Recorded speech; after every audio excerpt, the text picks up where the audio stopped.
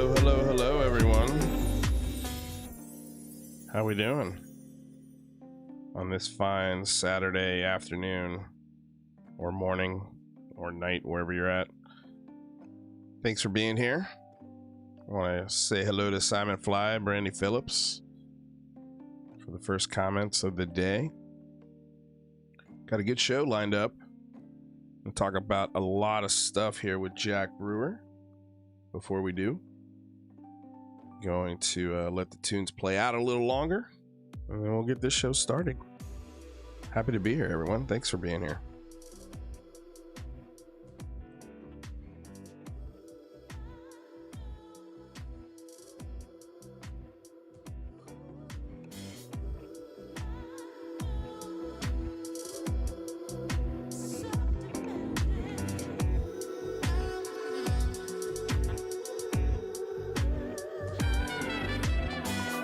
Alex G, what's shaking, buddy? Welcome.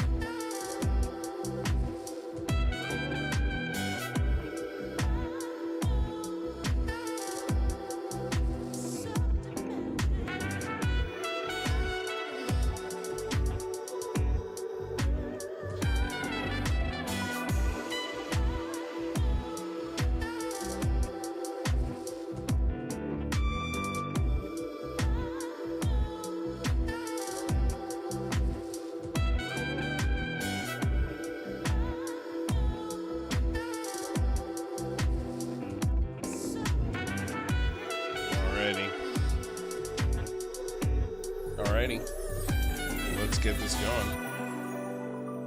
Bring down the tunes here quite a bit. Hello, everyone. Welcome back to another episode of Lee Reviews. Hi, happy Saturday. So happy to be here. Like I said, we've got a really fun show today. This is a show that has sort of been a long time coming.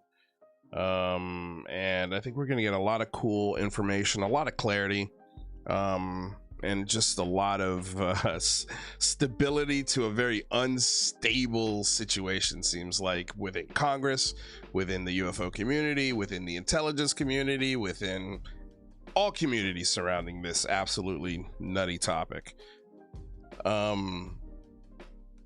Before we get started, of course, want to remind everyone to please like, share, subscribe to the show if you haven't already. If you do all of those things every time the show goes live, awesome. I really appreciate it. Helps a lot. If you want to go above and beyond and use your hard-earned dollars to support the show, there are links below. Please check them out. No pressure, though. You know? No pressure. With all of those things out of the way, hello to Gerald Greenwood, MacArthur Lusant, Britton Wonderland. Hey, Britt's here. All right, let's do it. Let's bring in the man of the hour, probably one of the most seasoned journalists on this topic when it comes to UFOs, Mr. Jack Brewer. Jack, how you doing? Oh, Jack, can you hear me?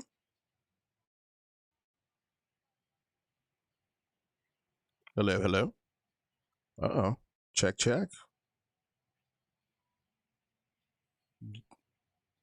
Jack, can you hear me?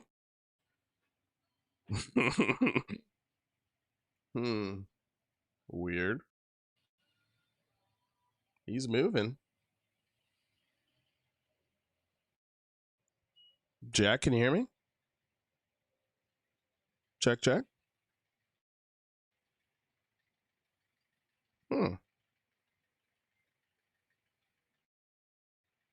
Interesting.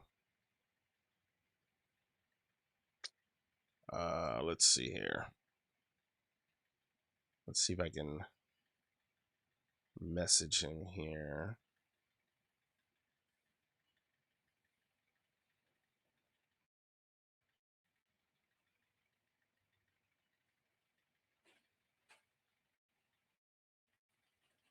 I don't know if his headphones are in. I feel like I can hear him.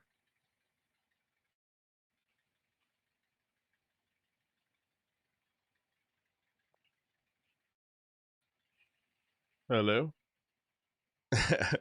No. Okay, he cannot hear me. Okay, back.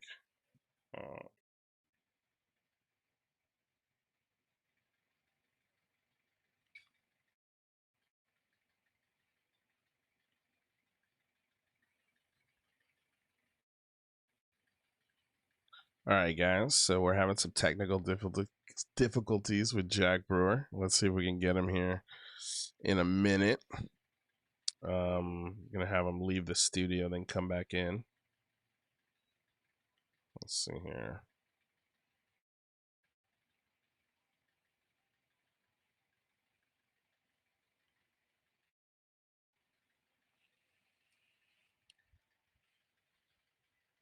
It's so weird because I can hear him.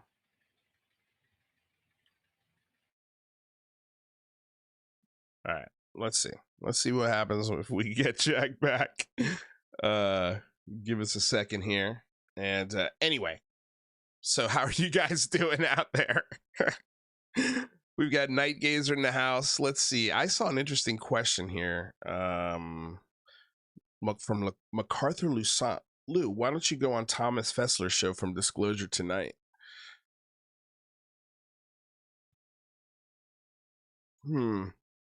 Interesting.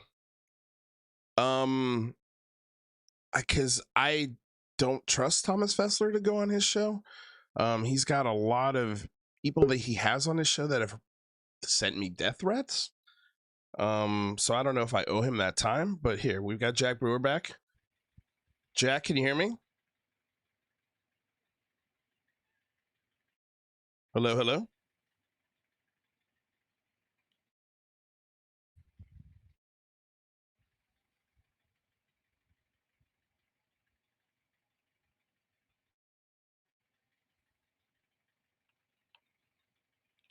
Hello.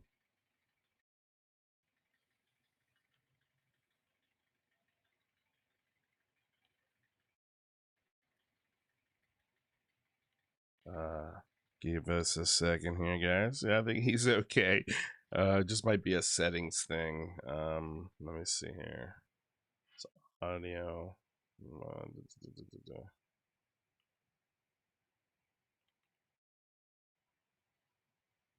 Test, test. Okay, I hear you. Can you hear me? Hear you. Hello, hello.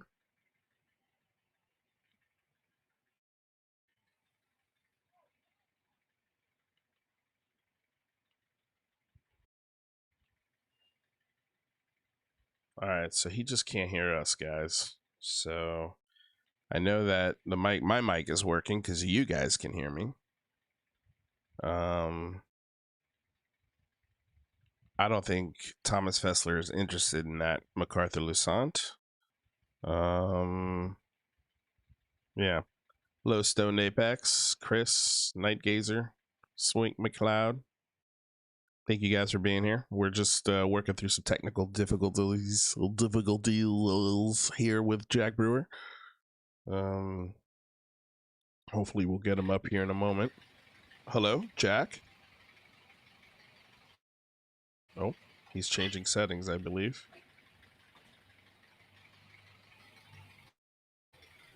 Hello, hello.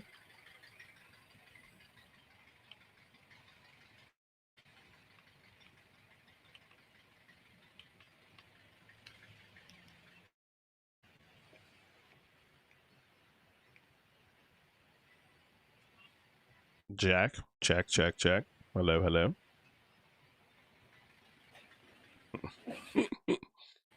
This is hilarious.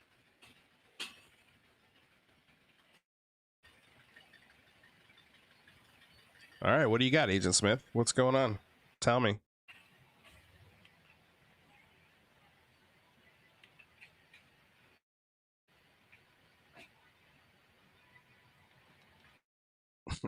This is a telepathic interview. He just muted himself. Hello? Jack?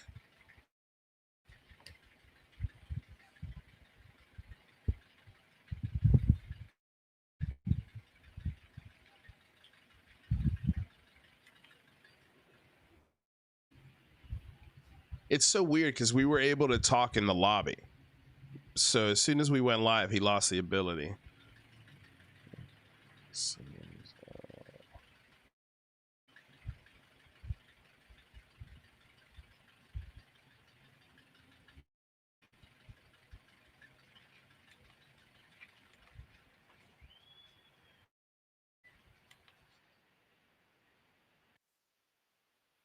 Mm-hmm.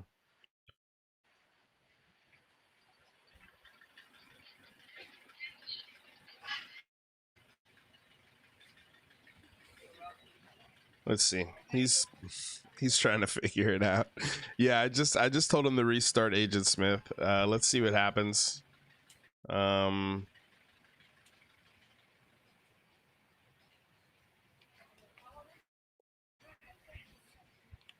so wild.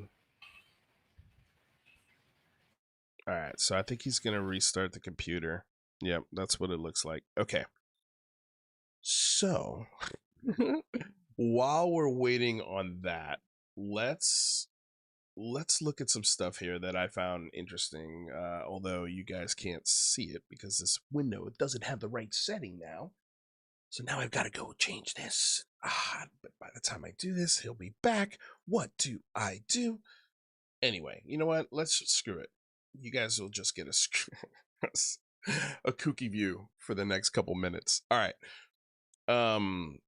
There's some things I bookmarked that I wanted to talk to Jack about, and if we don't end up happening, we could still have a show. One of the things was what AOC said about the UFO hearing. It's 11 minutes long, so I'm not going to play that one yet, but maybe we'll go over that one later today. This was interesting. Matt Gaetz as a fill-in reporter on Newsmax. So he's promoting his own congressional hearing as a reporter and a congressman. How's that even legal? It's the weirdest thing. The weirdest thing. And he has the Moskowitz congressman on who was at the hearings as well, and they kind of just pat each other on the back the whole interview. So we could talk about that. This was also really interesting. So John Greenwald posted on the 28th, which was yesterday. Based on David Grush's comments Wednesday on holographic principle, I searched the Black Vault to see what I had. First hit, a once secret document and experiment for the Stargate program on remote viewing, in which Dr. Hal Puthoff was the director. All right, let's bring in Jack. Jack, hello, can you hear me? Test. Test, I hear you. Can you hear me? Nope, still can't hear me. That is the weirdest thing. Hmm.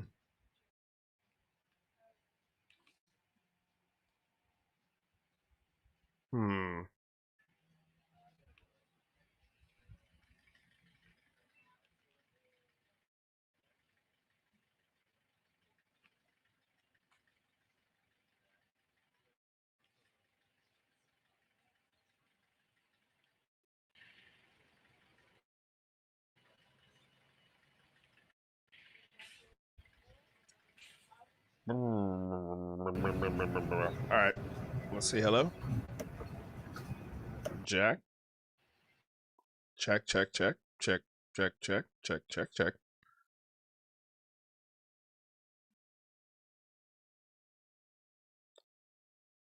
No, that would be a very awkward show, Britt.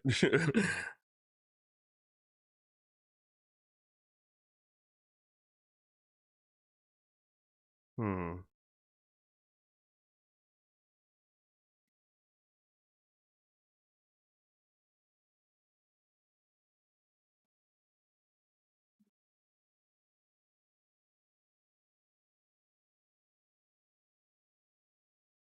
Yeah, it's so weird because it was working in the pre-show.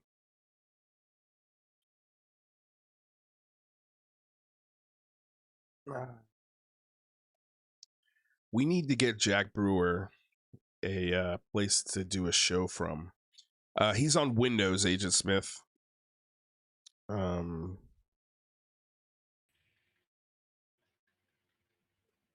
Dude, Agent Smith is coming through with the quick fixes here. Um, yeah, I'll wait for I'll wait for the Windows one. The test works, and I could hear you before we launch. So what could have gone wrong? Um,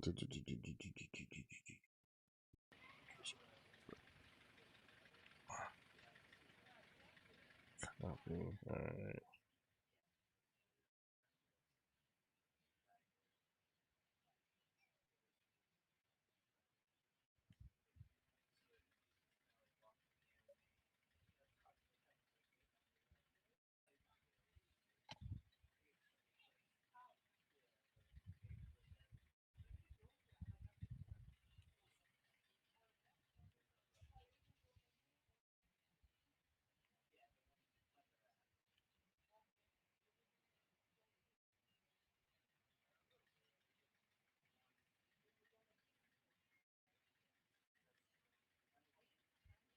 Check, check, check, check,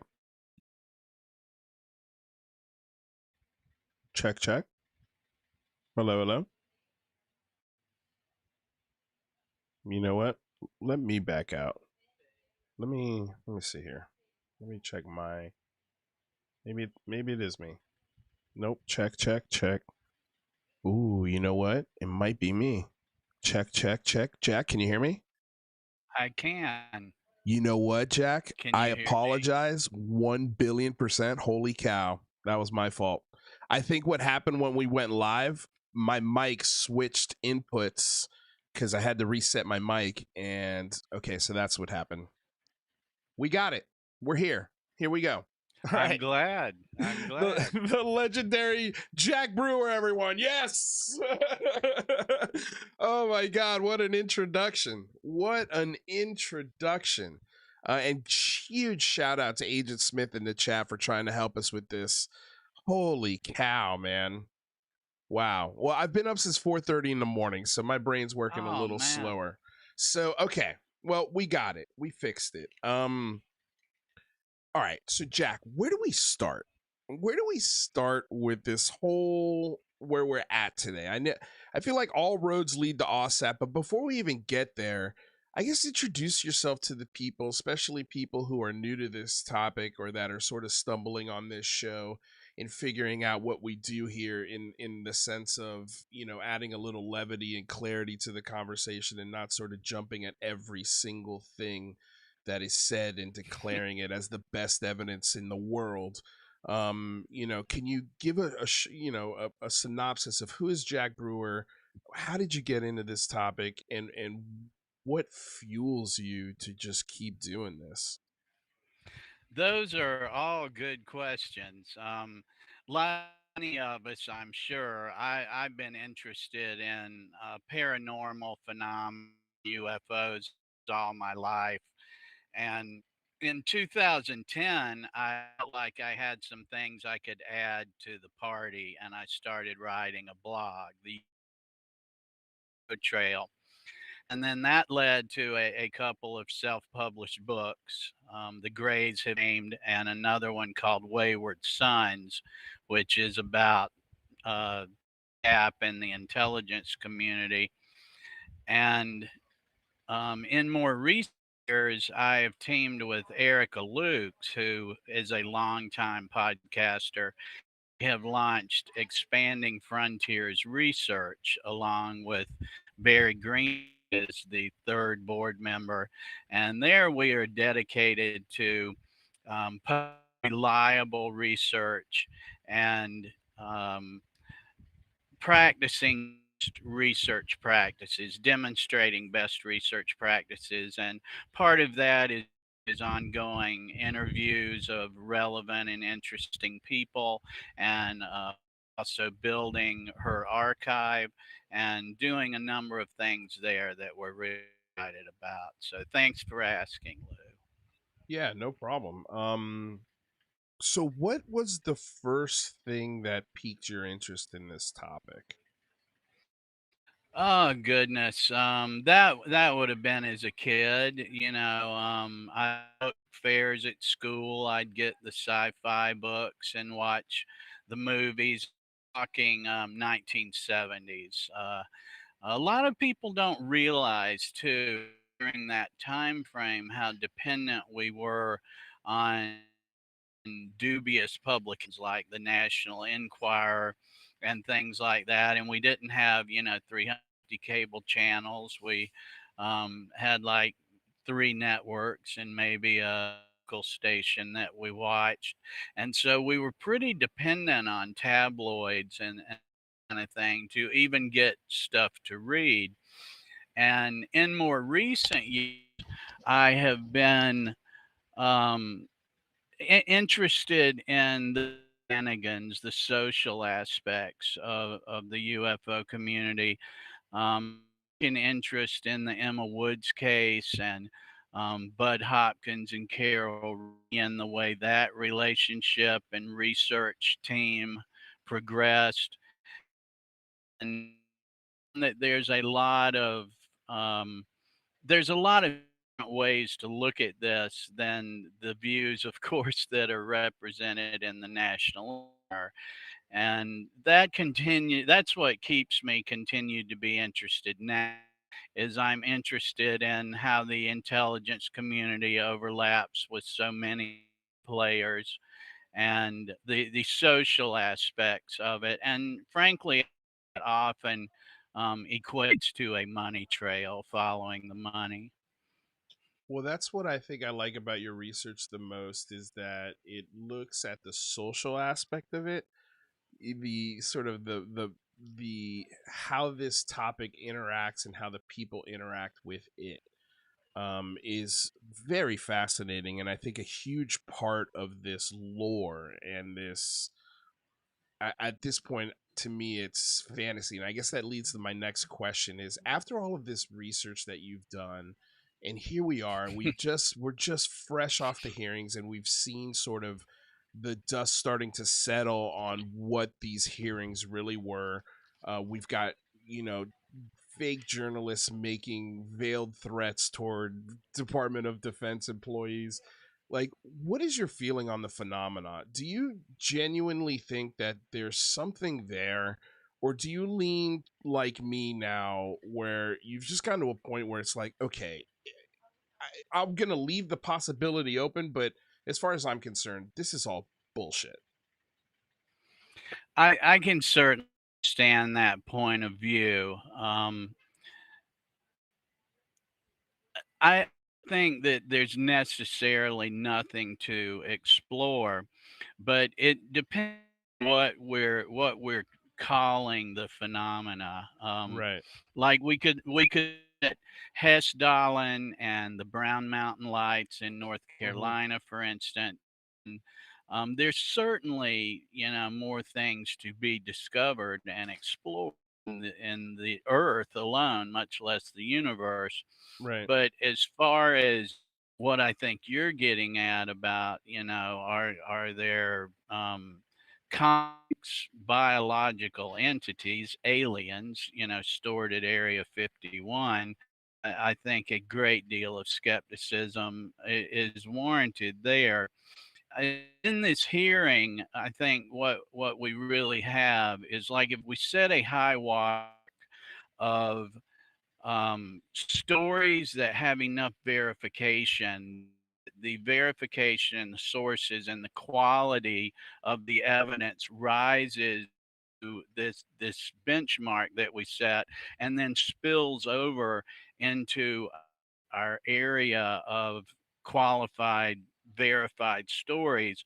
There are very few in that spillway, if you will, Yeah. where where what we're looking at here is a group of unreliable narrators that are adjacent to these uh, witnesses that saw at the hearing that have spent years promoting unverified studies, and that just has to be taken into account when the testimonies at the hearing were basically just total stories that we've heard in one term or another for decades.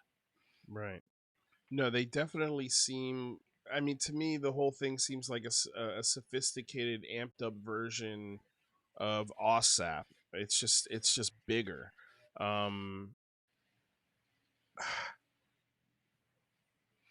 let I me think go ahead. an important part of the story here that is often overlooked by UFO genre is is money, like I said, and this story has relevance to newly formed lobbying groups, political action committees. It's relevant to some upstart profit entities. It's relevant to some nonprofit entities.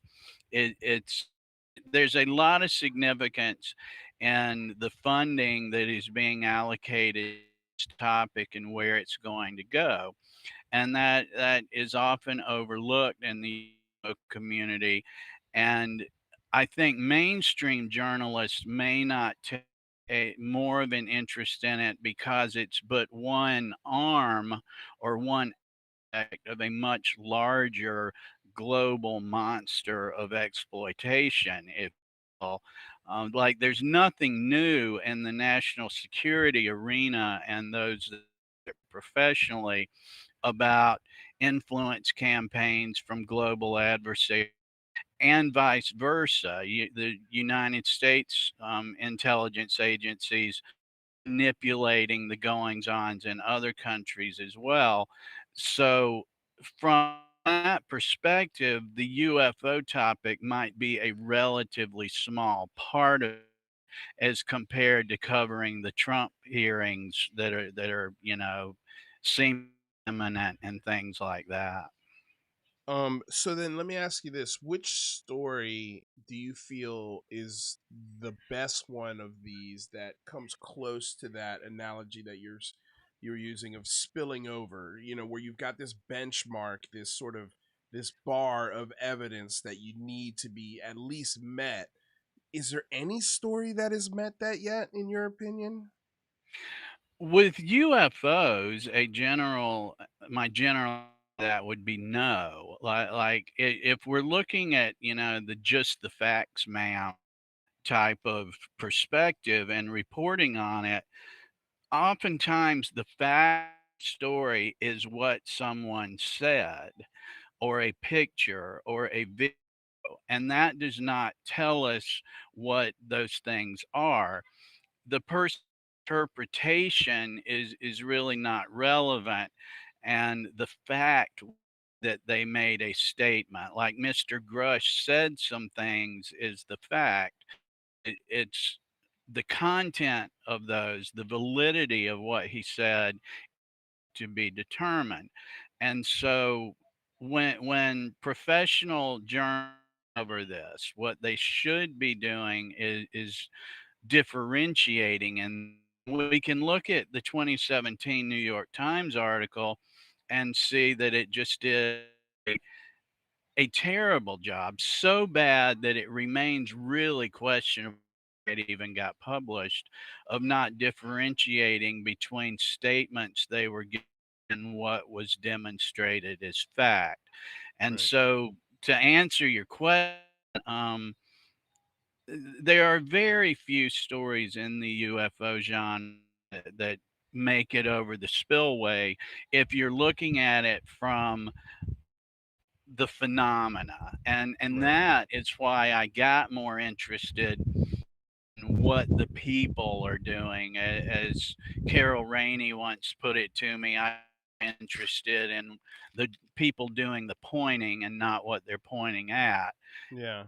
Those kinds of things we can get FBI records, CIA records, documents from the National Archives about what some of these people were actually doing and what the FBI recorded. Like Erica and I have recently been worrying about like Simone Mendez's case and Boyd Bushman and some cases that, that clearly demonstrate an Air Force intelligence and an FBI counter espionage presence in some of these sensational UFO stories. Right.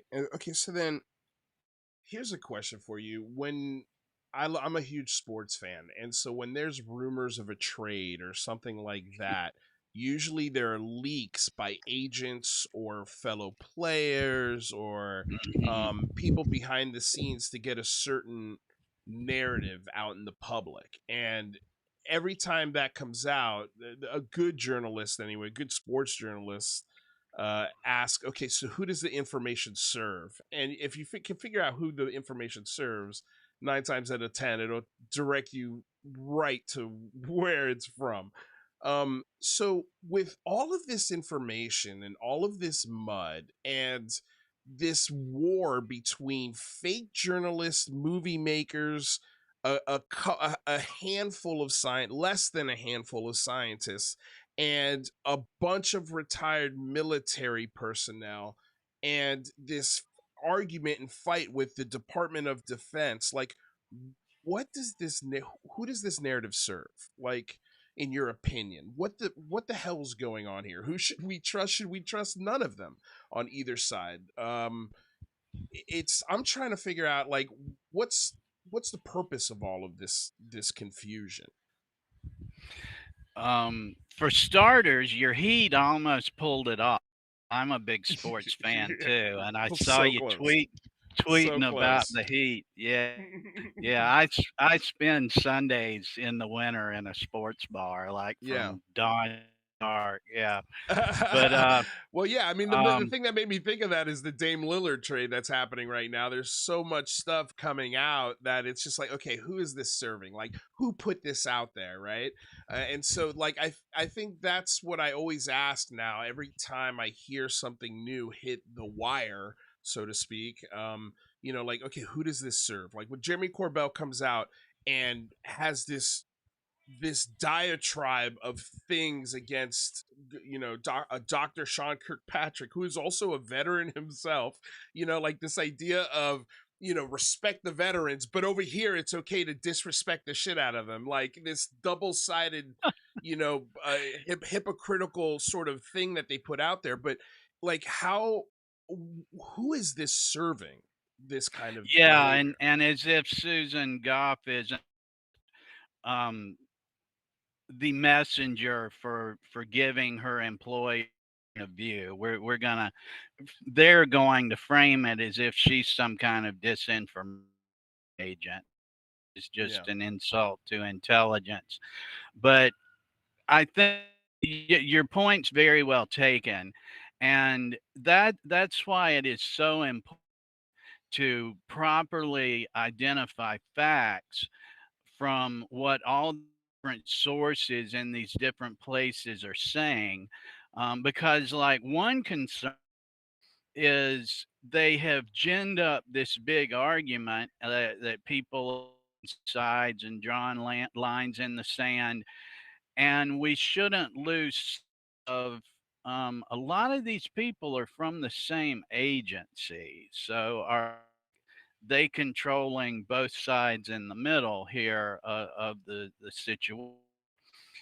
Another concern that makes it important to identify facts properly is when all of these things coming from multiple sources. Elizondo called the Department of Defense into question, Right. but his um, formal complaints were dismissed. Right. Mish calls the competence into question. Um, Corbell, you hear it from different places. People start thinking, okay, there's a cover up, there's a scam. When the fact is, we have no idea. The average person, the guy here in Florida with a laptop like me has no idea what Dr.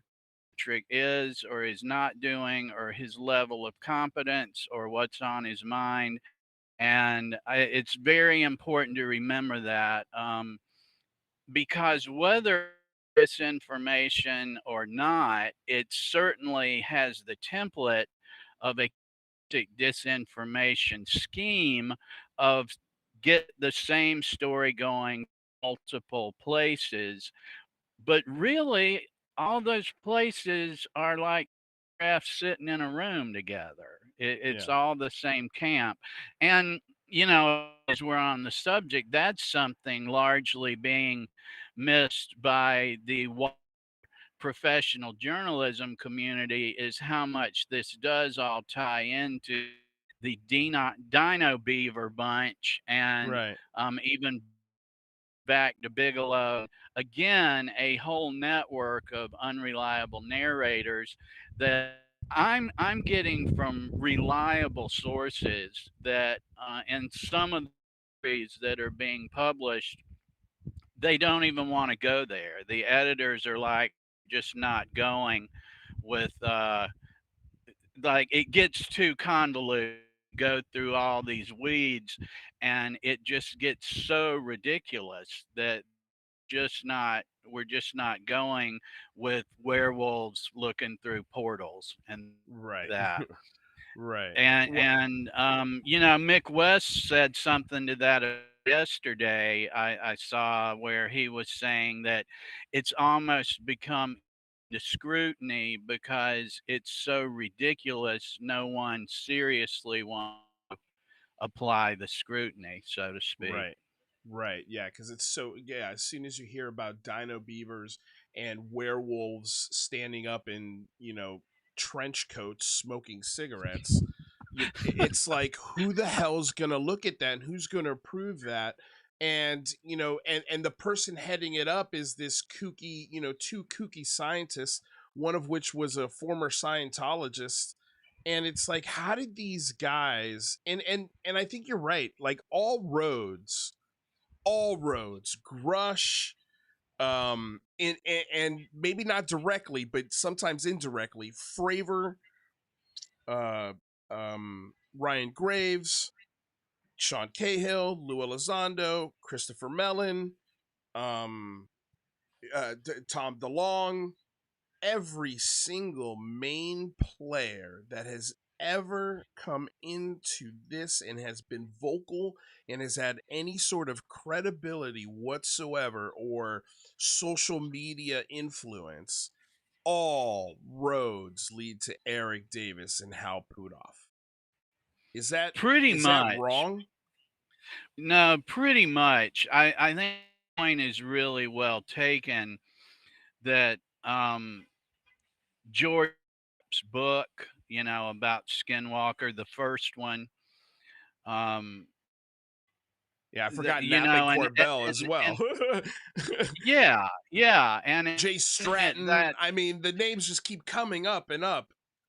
even at that point in time, 20, 25 years ago, we can find archive paper clippings where Colonel John Alexander, ufology CIA consultant at that point in time, was acting as a spokesman for Bigelow's National Institute for Discovery Science, which was the going nonprofit of Bigelow's at that point in time.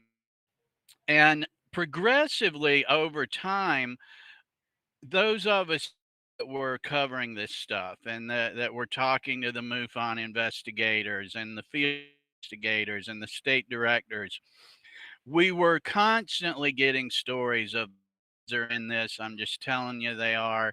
And the skeptical community would tell us what it was, and they wanted to laugh at the MUFON people that believe one thing or other.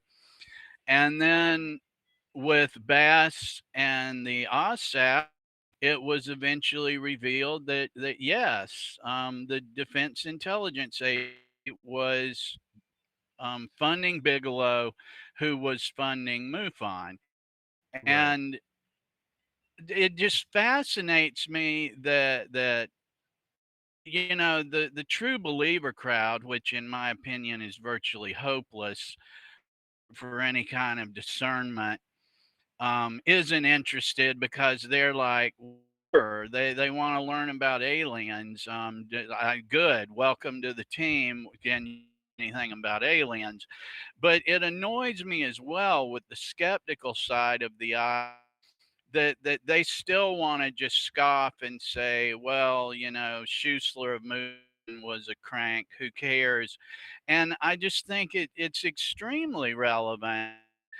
Back at that time, James Carrion was reporting to us as director of MUFON. He was Right. telling us that Bigelow acknowledged to the board of directors that it was not his money and that he was not going to disclose where it was coming from, that was going to fund the STAR program. And John Schuessler was the only one on the board that was informed where the money was coming from. And then Carry On reported that he got contacted as part of the investigation for John Schuessler's security clearance. So, of course, Carry On's point of writing the blogs was this is concerning. What are they doing? Why are they doing it?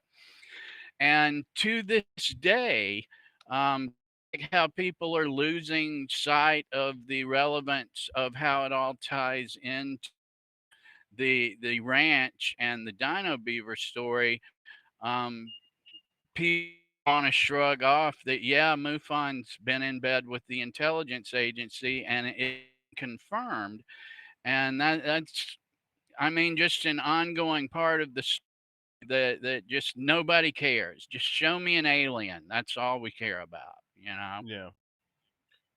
I yeah, well, And there obviously ain't one forthcoming. There never no, has no, been, I don't and if I had to bet on it, I'm pretty sure that it's fixing to be. yeah.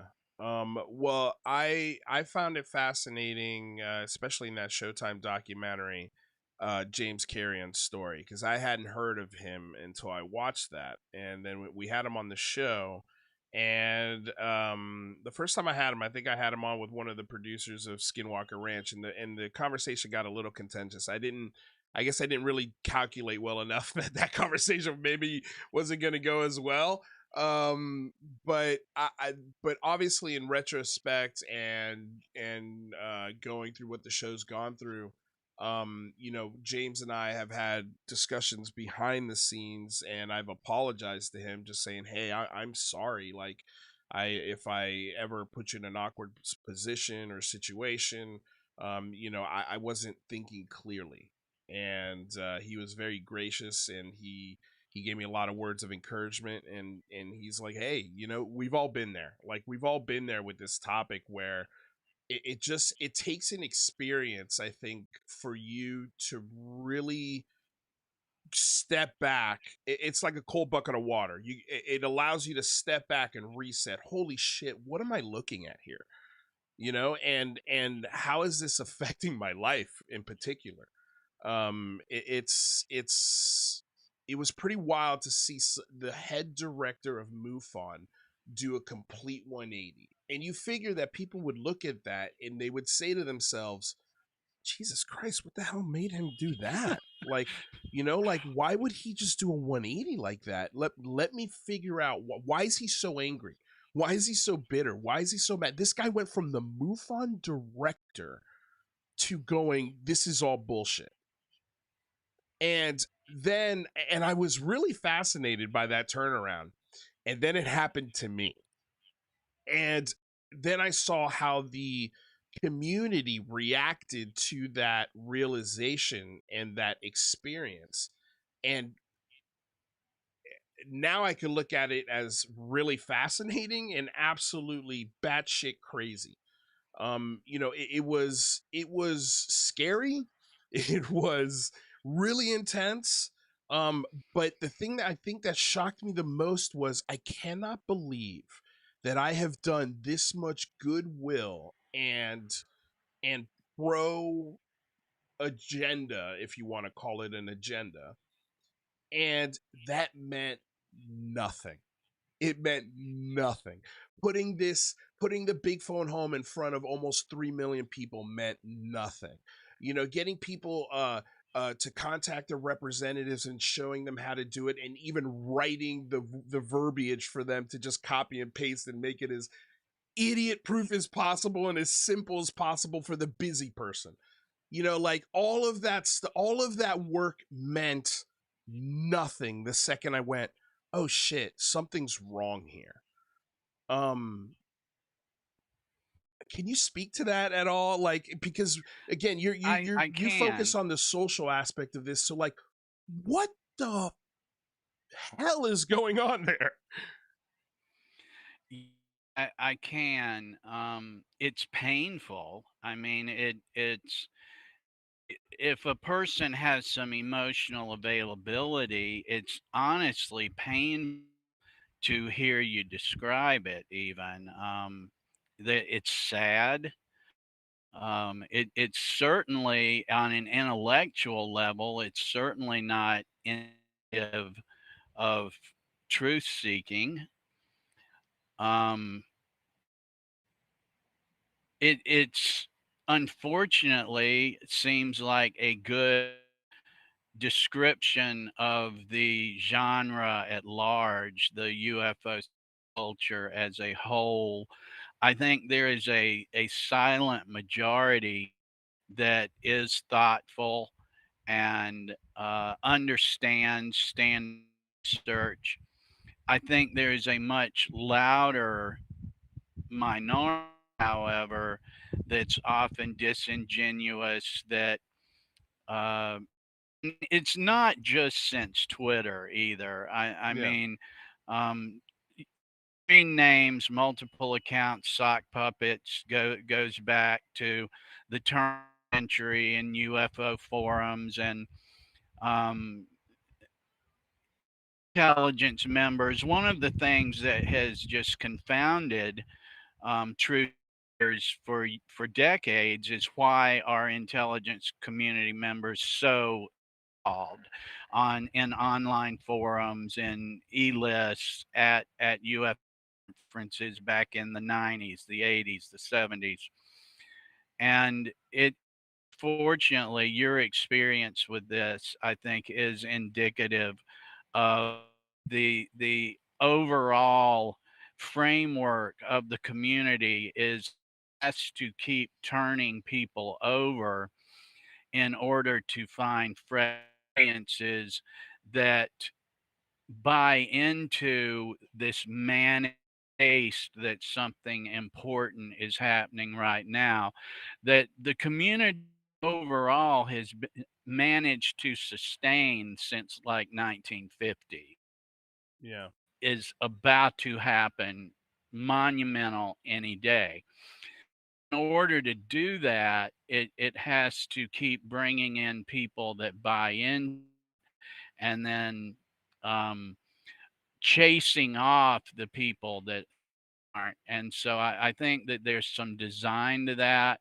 I don't think it's all a conspiracy. I think some of it may be, but I think some of it is just a matter of dollars and cents that people that make their living on the UFO circuit and are much better served to get rid of people to harass people to see that people get harassed to set up these nets than than to have people asking clear questions and committed to promoting critical thinking like we are at expanding peers and like you and I are doing right now. And actually, I think that circles back to your question of what's kept me around, what I'm doing. I'm stubborn and I'm not going to let some smart asses run me off, frankly. Well, that's another thing right there. Speaking of running off, I mean, I was gonna bring this up at some point, but you kind of segued into it. And Timothy, I see your question. I'm gonna address my sighting as well, and we'll talk about it here. But yeah, I want to get into this real quick. The idea of being run off, because right now I've had multiple people within the last month come up to me and say, "Hey, my information's been doxxed, and now they're taking my very common name and they're attaching it to a very heinous crime, and this ain't worth it. It's just not worth it." Like, they're contacting my employer. They're making my social media life a living hell, and it's bleeding into my personal life now, and nothing I can do there's nothing I can do. You reach the local authorities, and they're like, "Hey, unless it's a death threat or something like that, there's really nothing we can do." Like, it's running into dead end after dead end after dead end, and I feel like this kind of behavior is what eventually leads into somebody getting hurt. Um, how do you? Because I'm sure this. I know it's happened to Erica. It's happened to me. But how do you stick with this? Like, at what is there anything that would make you go, you know what, just this ain't worth it. This ain't worth it. The thing that would make me say it ain't worth it is if I found it less interesting work on than rewarding. I enjoy doing FOIA requests. I Mm, enjoy helping Erica do her show. I find that rewarding. I, uh,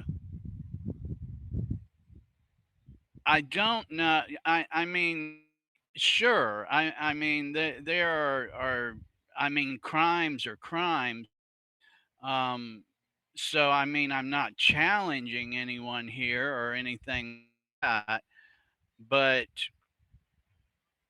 I, I can certainly see where people would decide, and I've written about this, that if you're the kind of person that you want to use a name, you don't want to tell people who you are, you want to stay anonymous. There's probably a really good chance you shouldn't be mixing it up in a genre with psychopaths and intelligence officials. Like, if you work somewhere, like if you work for the board, or you work in some capacity somewhere that you just it never get, like, your people in real life don't know you're doing, you probably shouldn't be writing or doing videos and stuff about sociopathic people. right. Um, I made a decision when I started writing the UFO trail. I thought part of that decision, whether I was going to use my real identity or not, Yeah. because it with the territory of what the theme of the blog was going to be about.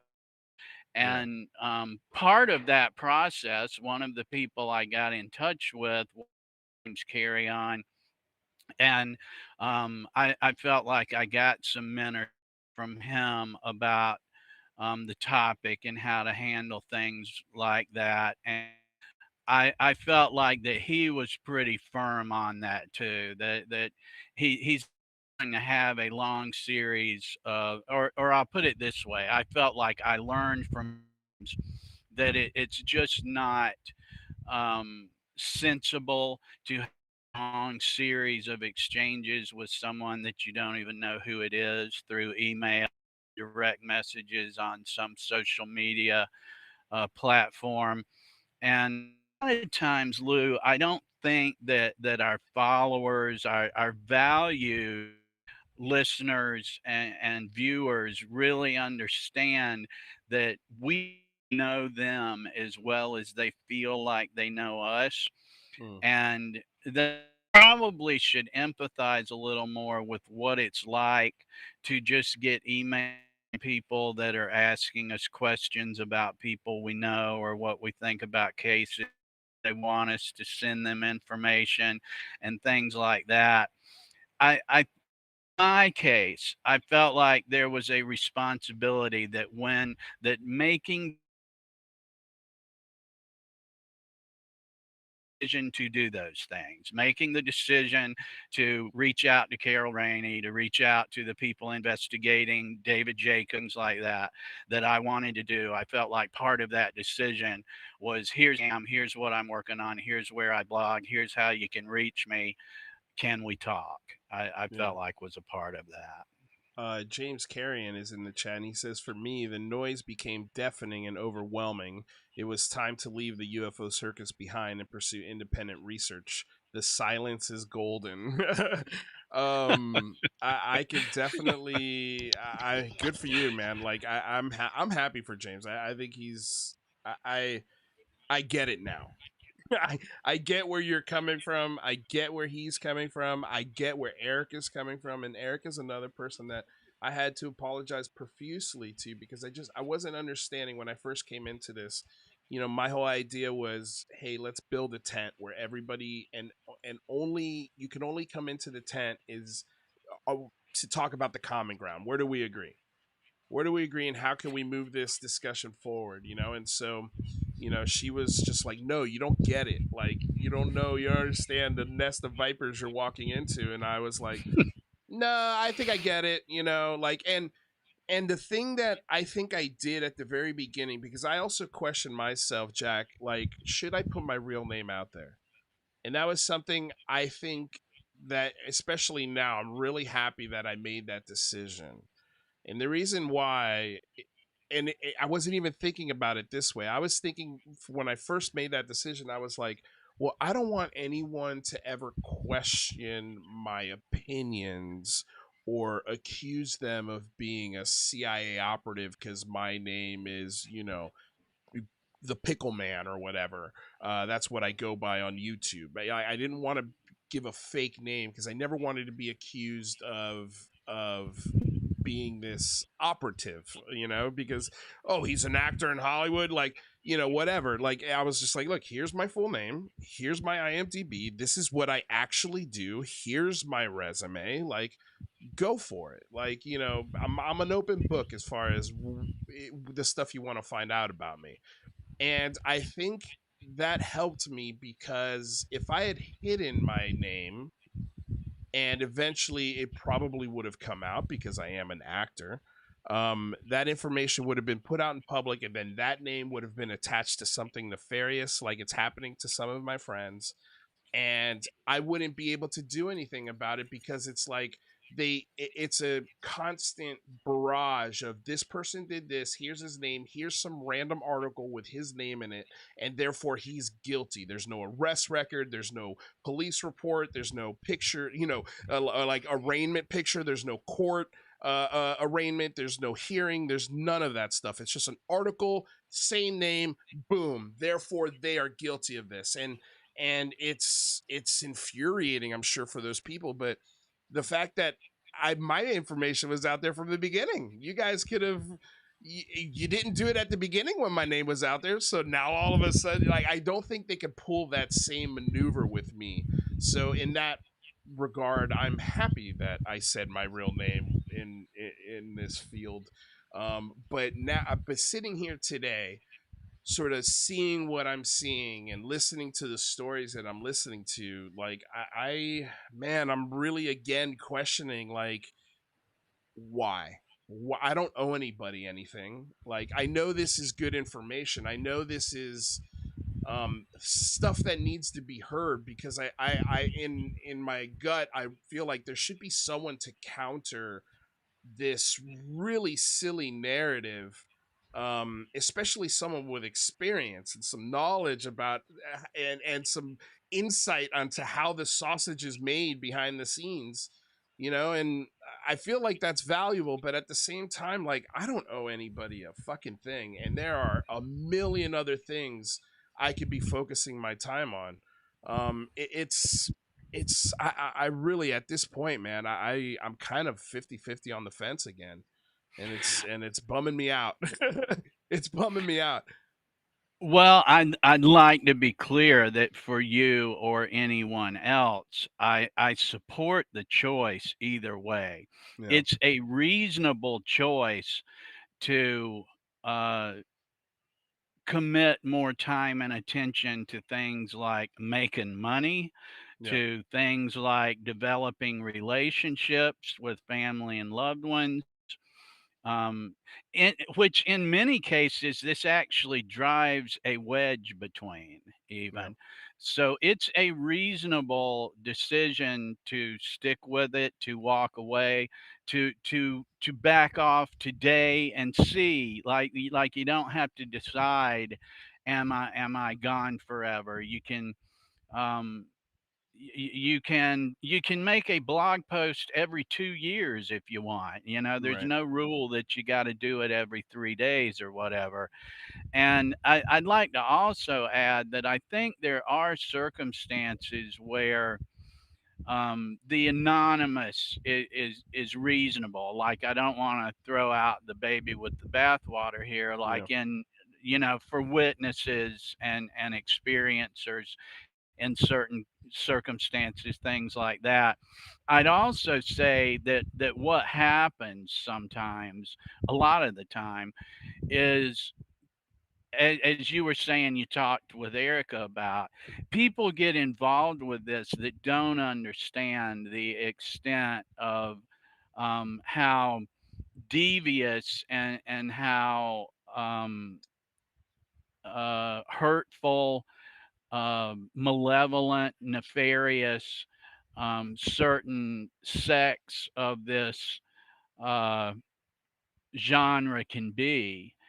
So they envision that they'll be, this screen name, and they'll post some stuff on YouTube and do some content and talk on Twitter, and they're getting involved because it's interesting and it's fun. And as I've talked about before, the more you get into this, the more you kind of begin to understand, thinking it's a fun topic like going on a ghost hunt or going to visit a haunted hotel or something is kind of relegated to the naive that haven't been involved in it enough to see how hurtful it can get. What do you think about the existing? Because I'm under the opinion that, especially the veteran hosts and podcasters and researchers that have been in this for a long time, and I'm not going to name any names. I've named them plenty of times enough. I'm not scared of that. I just don't want to get into it. But I know for sure that at some point they've hit this same wall where, yeah, sure, maybe they got into it for fun, maybe because they had their own, like me. I mean, I had my own experience, and then I met Lou Elizondo in the restaurant I was working at, and I was like, damn it, okay, this is what I'm gonna do my YouTube show about. Like, and that stumbled onto all of the things that I eventually ended up doing. But yeah, for the inspiration of it's like, shit, this is fun. And I also saw, I said this, I was saying this to all of my friends, quote, and I use that word loosely, but all of my friends at the beginning of this, I was telling them, hey, there's a huge wave of curiosity coming. It's a tidal wave, and we're seeing it literally right now. And you see all of these podcast hosts that were friends, all of a sudden they're barbecuing with Lou Elizondo in his house over the weekend. They're showing up on News Nation doing interviews. All of the people that have the access and haven't asked the hard questions are all the ones that are getting the exposure. They're getting more followers. They're getting more clicks. They're getting all of the things and the rush, the addiction of social media that comes with it. Um, like at some point, I know they hit this wall. Like how are how do we deal with that aspect of it? How do we because there is a point where it's like, okay, yeah, it's fine to be curious, but this is feeding into society going into a really dangerous place where conspiracy theory is now fact and fact is now just thrown out the window. and it's really difficult to distinguish the two. And now we're all of a sudden we're saying, oh, aliens are here, that's fact, we have proof, biological, what did he call it, microbiologics, is that what he call it? Yeah, yeah, yeah. Like that could be a HR puffin tardigrade. stuff or Yeah, yeah. whatever. Yeah. Like that could be a million things. Non-human biologics, that's what it was. So yeah, like how do we combat that aspect of it, and how do, like, is there any way to sort of, what is the cold bucket of water for those folks? Can we help, provide that bucket, or is that something that's they just have to eventually experience themselves, kind of like everyone else that's sort of done a 180 with this topic? I think the concise answer to your question is people have to identify their objective. Why are they doing it? What's in it for them? What's the point?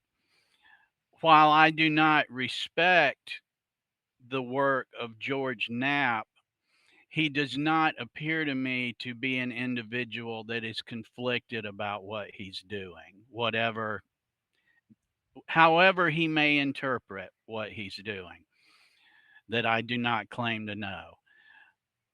I think a podcaster, a writer, a blogger has to identify what the point is. Do I write because I write, or am I writing to make a living?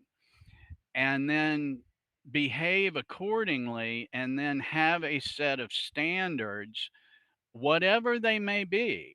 I may not agree with them, and that's not the important part of the equation, obviously. But if your objective is to make a living at it, well, then you may have to adopt a different set of ethical standards than someone that, as in my case, writes a book about things that happen to people in the UFO community, and I put it on Amazon in case anybody would like to send me a couple bucks now and then. But I also have a standing offer that I'll send people free PDFs of my book if they'll just reach out, if they'll do a review on it, if it's for research purposes, because that's why I wrote them. And that's not really something you can do if you identify the objective is to make revenue. And if you identify the objective is to make revenue and get YouTube followers and monetize a blog, monetize a YouTube channel, then you're going to have to decide to what extent you're willing to go with that. Yeah. And then you kind of, it's always okay to change your mind, but um, if you're conflicted about it, you're going to run into a lot of trouble with it. Yeah. Well, I guess, yeah, they're just not conflicted about it. I guess they made up their mind on. And not that I respect it, Yeah. but Yeah, no, I no, I no. mean, Yeah, no, no, I'm just trying to work it out for myself here, Jack. Like, yeah, it makes you sense. cannot have a reasonable ethical standard and even a reasonable journalistic standard, and then regularly have unreliable narrators uh, highlighting and promoting their stories Yeah. without offering some form of pushback. I think it's okay to get them on the record. I think it's okay to, like, get their story, get their statements, but not to just have an unmitigated stream of propaganda. No, Yeah. I would not do that. But there's clearly people that sleep fine at night with it. Yeah. Well, it's wild to me because I think a lot of, if you asked a lot of these guys, like the initial inspiration as to why did you get into it? I think it was. I think the first answer you probably get, oh, to have fun. To start a YouTube channel, to have fun conversations with people that want to have the same conversations with me, to research this, to learn more, right? And I think everyone will say that, and and then maybe you do it, and then maybe you're actually pretty good at it. Maybe you become successful with it, and I just guess that I'm using my own experience here, but there was a moment where it's just like, okay, this isn't fun anymore unless I start ignoring, genuinely ignoring the problems that I see with this.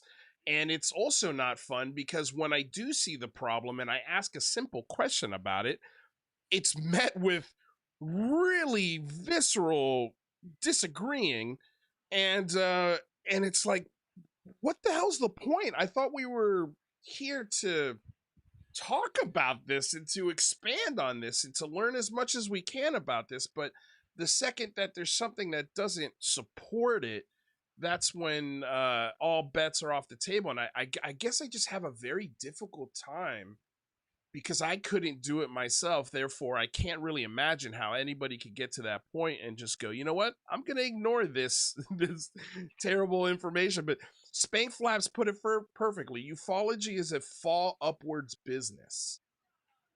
I mean, that's beautiful. It certainly seems to have been for some much of the Skinwalker crew, yes, and I think that's a reasonable statement. Yeah, um, the yeah, Lou. I mean, clearly there are people with online accounts with sock puppets acting on behalf of others that try to make even the Twitter experience more trouble than it's worth for people. And truth stands up to scrutiny. I mean, what else can you say? If they had a legitimate case to make, they wouldn't need to do that. Yeah. Well, also, I feel like truth and standing behind your actual morals is never applauded. It's never applauded when you're actually doing it. It's usually shunned upon until much later, where people go, "Oh, that was actually the right thing to do." Now, in retrospect, and it's like, I mean, that's with almost any walk of life. But okay, so let's segue into Skinwalker, because there's this obviously to me, and I think we kind of touched on this earlier, this to me is ground zero for everything that we're seeing today. And it's also morphed, but it's, to me, and maybe you could correct me if I'm wrong on this, I feel like the newer uh crew that is running the ranch is not necessarily attached to the ground zero part of this conversation, but instead they're starting their own new thing in a way. It almost feels like the Brandon Fugel era is different and separate from the Bigelow Ossap Bass era. I mean, clearly there's a connection and through point there, but it doesn't feel like Brandon Fugel, at least from he's not saying, "Hey, give me $30 million to study this, and I'm not going to tell anybody about it." And like with Bigelow did. I guess what's the difference here? Is there a difference? Am I wrong when I say that? Um, There's a difference. I mean, it's a different owner, a different regime, a different mode of operation. I think the similarity is promoting a story using unreliable narrators that these unreliable narrators perpetually evade accountability. Yeah. Well, okay, so the thing that you brought my attention to, and I was like, holy cow, I had no clue, was particularly the Thomas Winterton connection to the ranch and how his father's a sitting senator and how he is essentially petitioning local government to start a UFO con and to, make this Uintah Basin of Utah a destination for tourists to come see spooky things. Um, to me, if I'm just being pragmatic about this and sort of going, well, what's the problem? Like, what's the problem with that? What's the problem with a local guy who happens, I mean, it's not his fault, his dad's a senator, but who is trying to bring in dollars and production money and tourists into his area to enrich the community with an infusion of cash. um it happens everywhere else in this country. I mean, we could look at Roswell as a town that has taken a story or an event and has made an entire Roswell wouldn't even exist, I don't think, today if that supposed crash, hadn't happened. I don't think that town would have survived to 2023 without that lore attached to it, and it is a thriving tourist trap essentially. Um, like, what is wrong with it? I mean, to me, I'll give you like what I think's wrong with it is that you're not calling it that. You're not labeling that. You're not being honest about what it really is, and that's kind of where I have the problem. Is we're going to lean into the spooky aspect of this to sort of sell this to TV shows and to local, government officials to get dollars and contracts to make this a new spooky destination for people to visit.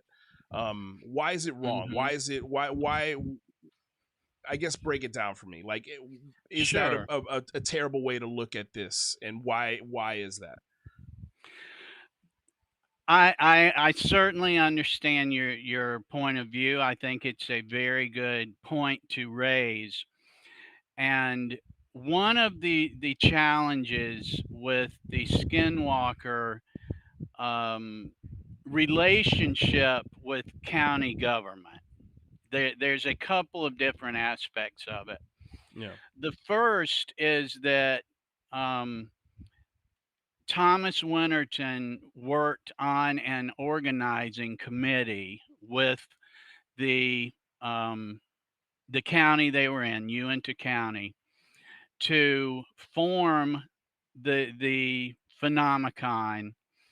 And where it differs distinctly from a Roswell festival or a they have them out in Oregon. Here in Florida, we have towns that are have their attractions. Everywhere does, like you say, come stay at the haunted hotel. Right. Um, where it differed was this organizing committee paid tens of thousands of dollars specifically to Secret of Skinwalker Ranch cast members that were appearing and doing things at the conference. Where that becomes an issue, as we explored with an ethics expert formerly with the Department of Justice on our blog, we explored this, is that they should be able to present a procedure for how the speakers are identified and how payment is arrived upon. They did not present this. Another very important aspect of that is who gets in and who's kept out. Like why would this one woman that wants to be a speaker and be paid $5,000 be told to rent a table for $100 and like it? How did they decide on this? Right. Yet another aspect of it is Secret of Skinwalker crew uniquely claims to be conducting scientific investigation repeatedly. That's their shtick. Right. It creates a classic textbook conflict of interest when supposed personnel like Dr. Taylor are paid north of 10 grand to stand on a stage and tell spooky stories. That is a classic conflict of interest financially about what the supposed scientific study may reveal. Yet another aspect of the circumstances is that the Skinwalker crew repeatedly fails to demonstrate any of this study, any of this scientific study, and is profiting from the circumstances individually. And then we also got into a whole another line of research where Brandon Fugel's Colliers International had been represented to three different counties as a um, consulting firm and is even in the budget as money paid to Colliers that did not go to Colliers. It went to Intermountain Economic Consulting is the name of it, which is a firm that was founded by Fugel and Winterton and also involves James Morris from the show.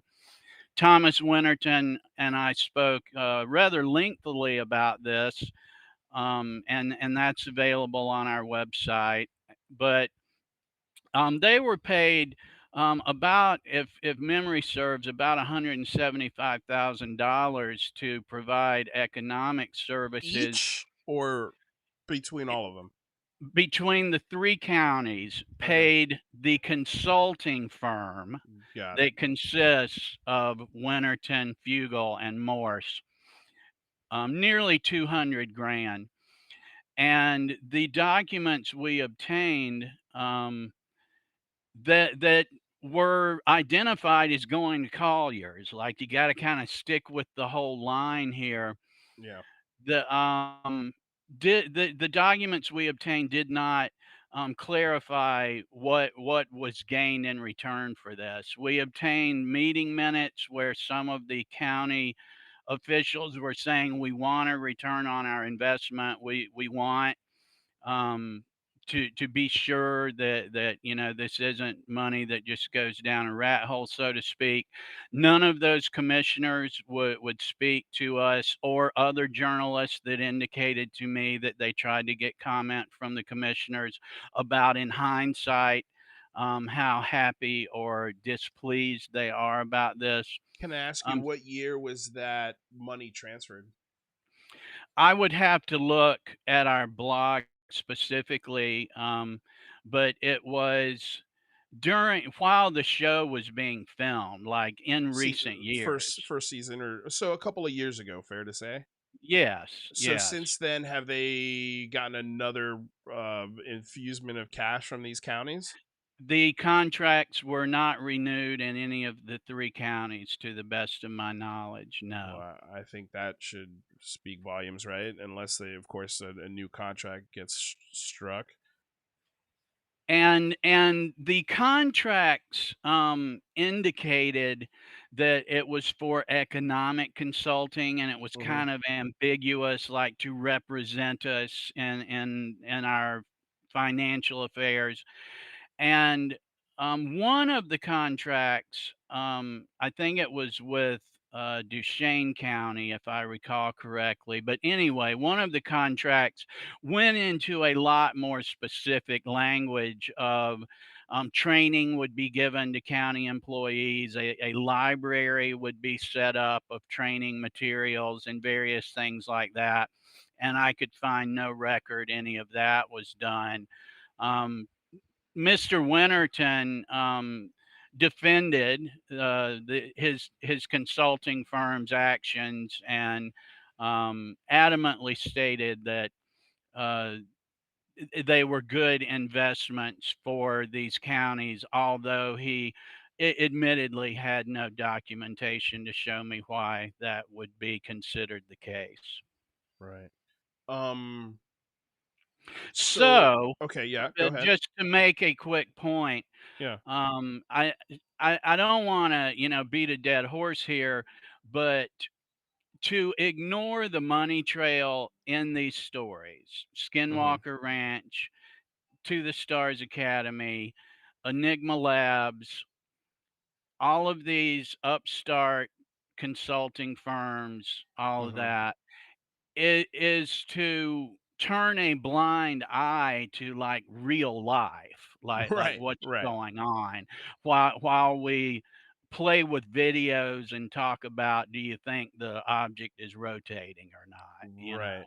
Right. Well, no, I found it quite alarming that you had two people at that table at the hearing that both are members and board members of the Americans for Safe Aerospace entity. You had the CEO of that company in the front row. You had, Brandon, Jeremy Corbell, and George Knapp, known pushers of hoaxes in that front, Unreliable narrators, yeah. unreliable narrators. That's probably a better way to put it. um it just it doesn't ring true. But let me ask you, going back to, because I've had many conversations with Brandon Fugel behind the scenes. I still do.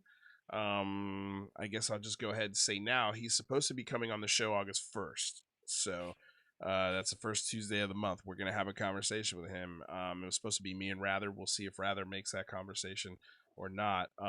But I I do believe him when he says that he personally has not profited from the Skinwalker show production or any of these independent contractors uh that his employees are doing on their own free time.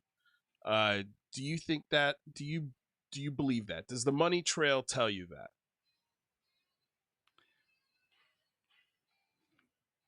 That's a complicated question.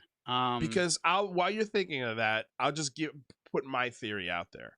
Please do. I think Brandon Fugel makes more than enough money off Colliers International that he does not need any extra income that comes in from the Skinwalker Ranch production, TV show, T-shirt sales, whatever it be. And I don't think he needs the contracts that have been divvied out to Thomas Winterton. I don't think he needs any of that money either. Because $175,000, I think, would be a lot of money to Thomas Winterton. I don't think that's anything to a Brandon Fugel. I think that's lunch money in some cases.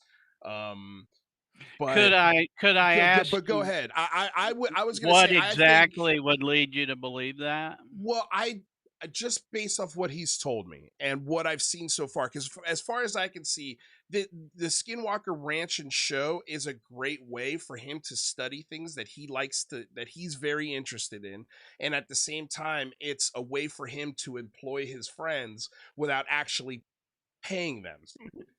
Like, he's got History Channel paying their salary. He's got these contracts that they're doing on their own time, infusing the money that they make. So he's kind of providing them an opportunity to make money if they want to do so. While at the same time having his toe dipped into the topic which interests him.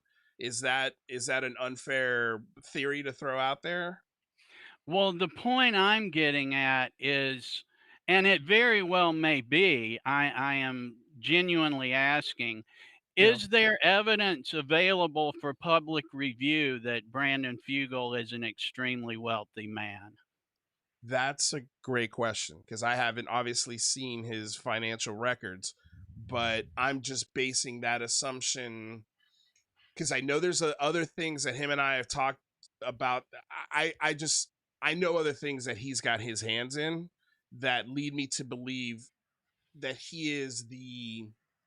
um he is the man, the producer of said things. Like, he's providing the money to do other things that have nothing to do with UFOs and that have very much to do with other interests that he has. Particularly, I'm sure everybody knows this, but one in particular thing, he has another YouTube channel that he completely funded, that dives into the history of music and songs. This music expert basically breaks down songs and that show started because of Brandon Fugel. He's friends with that guy, and Brandon Fugel saw his vision and said, "Hey, let me help you. Let me be your producer, and you do whatever you want." And basically gave the guy free reins, and now it's a huge, very successful YouTube channel, and it's the go-to place if you want to get, some interesting takes on music history and hit songs. So like, obviously Collier's International, that's a pretty big, it looks like to be multi-conglomerate company. I can't imagine, uh the rent, just the to house a helicopter, the docking fees. It's the same thing as a boat. Like if you have a helicopter, you have to pay the airport to store it there. The cars that he drives, the people that he knows. I mean, of course, you could say the same thing about Donald Trump. Nobody really knows how much money that guy has, but he's got power, he's got influence, and usually that comes with some kind of money. But I understand your point. But I guess what would be your rebuttal to that? I don't really have a rebuttal to like your opinion. I Yeah, mean, yeah. you're entitled to your opinion. Well, I don't mean rebuttal in a way like we're debating. I'm just saying, like, what would you Well, what comes to mind when I say something like that? whatever reasons one Yeah, might have to be involved with a show like Secret of Skinwalker Ranch, I can't get in the man's head and know exactly why he does things. yeah, I do know that even when things are pointed out to him to be incorrect, he will yeah. continue to promote them as if he's not aware that he's massaging language and disingenuously misrepresenting things. And I mean, any way we're going to slice it, the fact of the matter is that the burden is on the claimant Right. to prove that, frankly, they're as stupid as they pretend to be. That's a way to put it. Yeah, I've had, that's my biggest issues. I've got, you, between you and Stephen Greenstreet, I think there are some really good questions that do genuinely need answers, and Mick West as well. I mean, he's done a great dissection as far as all of the new evidence that has been put forth within this new season. It is incredibly frustrating communicating with him and to get the same list of evidence that he gave Stephen Greenstreet as, well, here's the proof. Look at all of these things that we collected. Look at all of these stories and people that have been here. And it's like, look, I love you to death. I'm not trying to be a jerk here, but this isn't good enough. Like this doesn't fly. And the fact that you can't see that is, I'm having a hard time trying to determine whether is There's that stubbornness or is that his there's no own other way to look experiences. There's no other way to look at it, Lou. Like, I Yeah. empathize with how you're kinda struggling there, but there is Yeah. no other way to look at it than he either doesn't understand science or he is pretending he doesn't. There's, Right. like, no other way to look at that. If he's being sincere, he just doesn't understand the process of stating your objectives, stating your methodologies, conducting the experiment, Right. collecting the data, seeing if it matches your hypothesis, reform the hypothesis, do it again. Yeah. And it's tough to. For people that are educated to keep not doing that, it's frankly just into that area for me of being Yeah. so ludicrous that it almost doesn't deserve attention anymore. Like, they're clearly not conducting scientific study by definition. Right. So like that's just the end of the conversation for me on that point. Then we can debate why they do it. Is he a generous guy wanting to help out his friends? I don't know, but Yeah. he's not conducting scientific study and he's pretending as if he doesn't know that. Yeah. Well, the paperwork says entertainment and the public message is it's science. And my whole thing with him is, and again, like these are questions that I really haven't gotten great answers to. But if it's okay, so if it's science, why are we not inviting every single university in the local area to come do science work on the ranch? What is the hypothesis? Why aren't we repeating experiments like they do in science experiments? Just the simple things. It doesn't, and the answers you get to those questions is like, well, we tried, or we don't need, like we've got a great scientific team. It's like, no, you don't have a great scientific team. You have a couple of ranch caretakers, a security guard, and you've got maybe one scientist on the team in Eric Bard. But he clearly has a bias. It's not even questionable at this point. He clearly is. You know what Eric Bard reminds me a lot of? The stories that we were getting in the OSAP days about the contractors who were getting drunk and making up stories to keep the contract going because it's an easy job. It's easy to drive out to your job at Skinwalker Ranch and play with your whole mission control computer setup and try and make every single thing that you find a spooky story for Brandon to go, okay, we'll keep doing this. And I don't know if it's Brandon's, because he talks about an experience where he sees this UFO clear as day on the ranch. I don't know if it's that experience that is making him blind and sort of just blindly trusting this team, or like you said, is he just ignoring that? It's not one or the other, or it is one or the other. There's no really other options. Like, are you ignoring it, or are you being misled by these people that you've put around you, because they're all yes men? Like that's what happens with the biggest Hollywood stars, especially when they're kids. And that's why they end up being absolutely maniacs for adults, is because for their whole life, every single person around them, anytime they've said anything, the people around them go, greatest idea I ever heard, absolutely, do it, yes, you are a queen.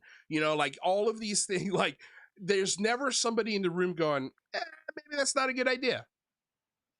And that's what the Skinwalker Ranch team does not have. There's not somebody in that room going, we should, I don't know, stop firing rockets in the sky. Maybe we could do something else here.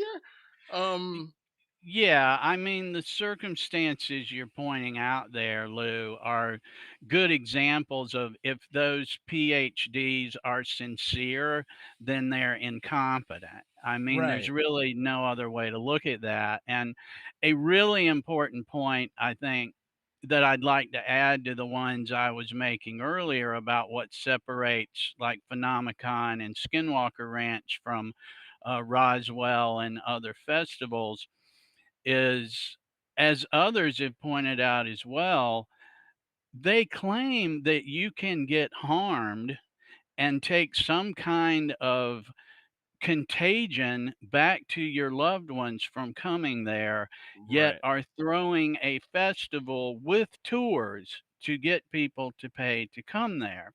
right, And as I think you're aware, our research indicated that they had not um, reported any of these to proper authorities. We checked with radiation control agencies. We checked with the Utah Environmental Agency. And not only have they not reported it, our records requests indicated that time is being wasted in those departments by people fielding questions from the public that are trying to tell them about stuff they've seen on TV that right, needs to be checked out. And that in one of these responses to a apparently concerned citizen, I don't know, but someone that wrote, one of the department members explained to them, we've had no interaction with any of the ranch personnel, so we have no authority to proceed further. And that I mean, that would be something to ask Brandon about. If you I genuinely did. believe, I did you ask know, Brandon about that. I mean, my question to him, he's like, honestly, this is the number one question I have, and it's as simple as this: is okay, do you believe the Skinwalker is real? Is what you guys chasing there and studying there real? Does it attach to people? Yes or no? The answer is yes. Okay, fine. let's just go ahead and keep along with that train of thought.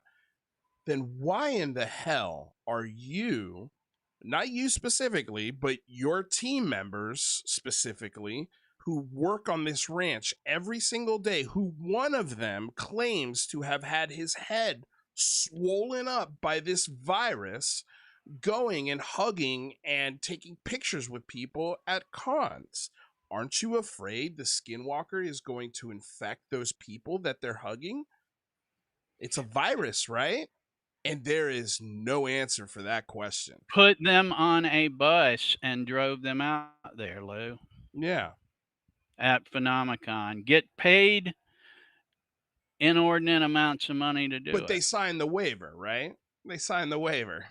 I don't know what they signed, but city officials don't want to discuss that either. Yeah. Well, I can't imagine. Like, how does a city official answer that question? Like, why is it okay for you guys to take busloads of people to a ranch that has a contagion that follows people home and terrorizes their family? In some cases, gives them cancer. In some cases, kills them. Ooh. Right. And see, that's an answer to your questions about the difference between Phenomicon and other Roswell, right. festivals, and And a Bigfoot, haunted house right. isn't claiming that you might take cancer to a loved one and Right. die, Right. as Dr. Taylor is on YouTube discussing. In a private and dinner that people paid a lot of and money. Yeah. right, is directly paid from county government to do that. Right. Yeah. So essentially, taxpayers are paying to have him there, and then they're paying again to enter the festival, and then paying a premium to sit down and have dinner with it. So they've paid him three times if they're from While the he's area, essentially. also while he also has that conflict of interest Yeah. of claiming to be conducting a scientific study Right. while profiting financially from dubious outcomes of the study. Yeah. Is there any positives? Because I think of one positive, just try to put like some kind of silver lining on this very, I think, dark cloud. um but the one thing I would say is good is that I think the local economy of the Uintah Basin, when that TV show comes through town, isn't upset about it, right? Like, I mean, the restaurant's busier, I the hotel's actually do busier. have some pushback on that. Yeah. Just like how I asked, is there information available publicly that shows us Fugel owns the ranch? Is there public information that shows us how financially wealthy he is? Um, Mr. Winterton admittedly had no documentation that he could give me that shows that local businesses, local hotels, local restaurants have a significant higher revenue during that conference. In fact, some of the people involved there even make the argument that the places that profit the most are chains. It's not local people. Right. That and looking at the items that we posted in our blog that are paid for this conference, are just eyebrow raising, to put it mildly. And I haven't personally dug into, like, I'm just saying metaphorically, whose brother-in-law got the $1,000 candy contract. I don't Mm. know, but there have been questions raised, as I mentioned earlier, about how do you decide who gets to be a $10,000 speaker and who doesn't, who gets invited back and who doesn't, whose wife gets paid to and whose doesn't. Um, the county officials would not show me any documentation of how this process is arrived at, and similarly, We don't have any documentation that these supposed 1,000 people came to town. Um, it's just stuff they say. Yeah. So have you tried looking in, I mean, cuz those things should be publicly available if they happened, right? That's correct, and I asked Winterton about that, and he said he doesn't have it, no. So he doesn't have it and the city doesn't have any records of it. He said that what he was talking about, tax revenue, had not been published yet, which would bring up the obvious question of, well, then what would lead him to believe he knows the figures if it hasn't been published? Yeah.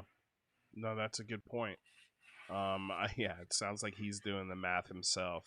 Where Erica, it's always, always, always, buddy, gonna come back to, here's the benchmark. right. Does the verifiable evidence rise to the benchmark? And hopefully overflow. Really, is that's what we're looking for, is the overflowing of the benchmark. Mhm. Erica Lukes is in the house, and she says maybe there are environmental factors around the ranch that are making people sick. I mean, there's. It seems. Do you? Is it fair to say that something's happening there, or is that just a lore and a rumor and something that's been expanded by a TV show now? Is there something happening there? Are people actually getting sick? Hi, Erica, and thanks for hanging out. But um, to answer your question, Lou, the fact, like we were saying about the hearing, the fact is Brandon says a lot of stuff. The Hmm. fact is George Knapp said a lot of stuff. The fact is Winterton says some things happen. We do not have the verification that passes the burden of proof to be able to move that fact they said it to how valid is what they said. And as you acknowledged earlier, they just pretend as if they simply don't understand that, which again, I'm not going to try to read minds, but it means they either truly don't understand or they're being obtuse, Yeah. willfully deceptive, I mean, or they are incompetent. yeah, I don't think anything's happening at that ranch. I think it's in a lot of ways it's like somebody called it skinwalker fever, where it's just this once you get the idea in your head that it's possible, everything's possible there. And then I think it's kind of like a placebo pill where you take it and, oh, I'm not feeling so good, or you step on the ranch and you've heard all of these stories, and subconsciously your body reacts to it, and it then is immediately attributed to the skin. Oh, it must be the skinwalker. It must be the ranch. I'm sure it would go against the Hippocratic oath of the whoever was in the ER that took the X-ray of Thomas Winterton's skull. But man, I would love to see the either the accident report or talk to the doctor and get their perspective on what they thought happened in this head swelling incident. Do you have any insight to that at all? Well, again, the fact is someone said that there were trips to doctors and whatnot. I maybe they were. We can give him the benefit of the doubt, but the fact would remain: we haven't seen any qualified experts examine this material and tell reporters what they found. We have cast members saying that. We have people telling Stephen Greenstreet what somebody else said. We don't have the actual facts of the case. I'd also like to mention that how we were discussing the regime change. As we look back at the Robert Bigelow era and how that involved Colonel Alexander, I think there is a much more likely chance during that time, as James Carrion has written about, that there was some Area 51 type mythology actually intentionally produced and built around the place that served some purpose, whatever that may have been. And then as it turned to the Fugal and his involvement, to whatever extent he may be involved, we can definitely identify he is a player at the ranch now. That involved the Joe Firmage era, and they were working with Hal Puthoff and these unreliable narrators, and went through, reportedly, according to testimony given to the Securities and Exchange Commission that we obtained at EFR, went through millions and millions, some $59 million at Many One, Joe Firmage's foundation, and then um, and nonprofit corporation, and then on into the apparent Brandon Fugal era, where this story of this Area 51 type, ghost stories and stuff continued. It could be suspected that Brandon hoped to get some type of um, contracts and awards like Bigelow obviously did with OSAP and the Defense Intelligence Agency. We could certainly question what Dr. Taylor's involvement and apparent consultancy with CIA and the UAP task force and agencies like that may have been. And while we can't read their minds and know what they're all doing, we can see these patterns that run through this property and the unreliable narrators and the players that are involved. And we can absolutely identify that no evidence out of these dozens, hundreds, thousands of claims pass the burden of proof. So we've got about 10 minutes left, and there's two big questions I have for you. And man, I could talk to you all day. And we're gonna have you back. This idea that like I wanted to address this my experience, which I don't know if you've heard, but long story short, I was at a barbecue as a kid. Everyone at this barbecue saw something absolutely incredible, including myself. It's a 33-year-old memory. It's something that I think I've held on to quite tightly, especially through the UCR days. But as obviously you experience things, you go through things, and they start again. That cold bucket of water makes you step back and go, okay, let me really question all of this. And did I see a plasma ball? What's more likely? What are the mathematical statistics? If you like facts so much, like let's lean into that. And I came to the not conclusion because I don't know, but I came to a place where I think I have a little bit better closure on it with, hey, I think everyone at that party just misunderstood what we saw. And yes, it was strange. And yes, it happened. Uh, but that doesn't then go, okay, it's aliens. So for all of those people out there that have those same experiences or even crazier experiences, I know a good mutual friend of Erica Luke's is Ted Rowe, and Ted Rowe has had some absolutely wild experiences, and I don't want to take away from those. I don't want to say, hey, you're a liar or you're crazy, but at the same time, like the thing I always say is, look, I'm not putting my experience on the proof or on the table as proof.